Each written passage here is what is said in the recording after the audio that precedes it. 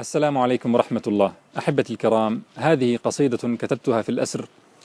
أصبر بها نفسي أولا، ثم أهديها لكل أخ طال بلاؤه. أقول له فيها: إذا طال بلاؤك وضاق صدرك وأردت أن تشكو بعبارات فيها يأس وخوف من المستقبل وإحساس بالضياع،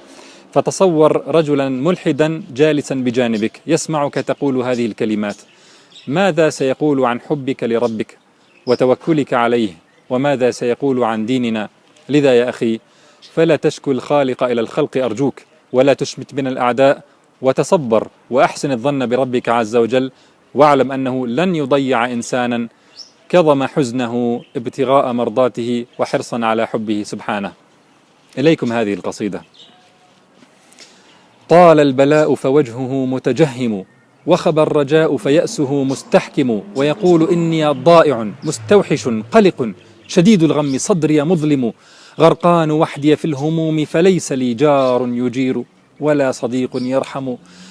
صحراء عسري لست أبصر حدها، فأسير تلفحني الرمال وتلطم، إما سعيت لدوحة أبصرتها فإذا سراب والظنون توهم، وأخاف أن تئد الرزايا منيتي فأعيش عمري والفؤاد محطم، فسألته: أو أنت تنكر ربنا؟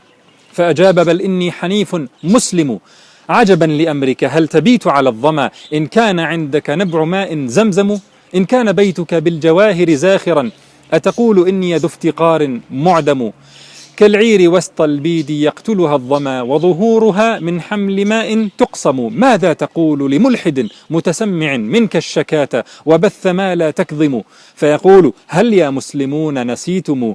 ما قد زعمتم أن ربا معكم، وبأنكم إذ ما ذكرتم وعده سكن الجنان رضيتم وصبرتم، وبأن حب الله عصمة أمركم وإذا توكلتم عليه كفاكم، حتى السكينة قد زعمتم أنها حكر عليكم والشقى لسواكم، ما لي أراكم بعد ذلك قنطا متذمرين بكم أسا وتشاؤم، قد غركم أتباع أحمد دينكم وظننتموه لدى البلاء سيعصم،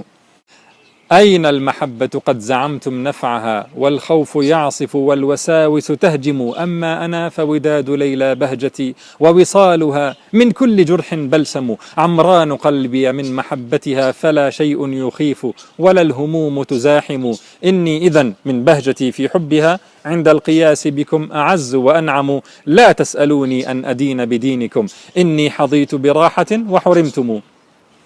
وكأنني بك لم تجبه بحجة، فمضى الرقيع مفاخرا يتهكم، يا حسرتاه على العباد إذا اشتكوا قدر الرحيم لدى الذي لا يرحم، يبلو لتقبل راجيا متضرعا فيراك بعد موليا تتبرم، يبلو ليسمع منك أنة مذنب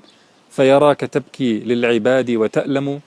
الله ربك كيف تشكو ضيعة شكواك عن سوء الظنون تترجم، أتظن ربك يبتليك إذا سدى؟ كلا، فرب العرش من ذا أحكم، أو إن رفعت يدا لترجو فضله منع العطايا إن ربي أكرم، أو إن بصدق قلت ربي كن معي خليت وحدك بل إلهي أحلم، أو قلت حسبي من عليه توكلي لم تكف من شر فربي أعظم، فالله أعلم كيف يزجي منحة في محنة والمبتلى لا يعلم، لكن في الإنسان فرط تعجل ولرب أمر أن يؤخر أقوم، لا يخلف الله الوعود وإنما إن نحن لم نقبل عليه سنحرم، ربي قريب للعباد فمنهم ساع إليه وجلهم من يحجم، كم دمعة في محنتي واريتها أغضي على جرحي وناري تضرم، حتى أعلم من يراني راضيا أن المحبة عروة لا تفصم، ما الحب قولك باللسان تكلفا إني لصب مغرم ومتيم، بل حبه تسليم نفسك بالقضاء وإذا دعاك لنصر دينك فالدم، كم بسمة وسط العدا أظهرتها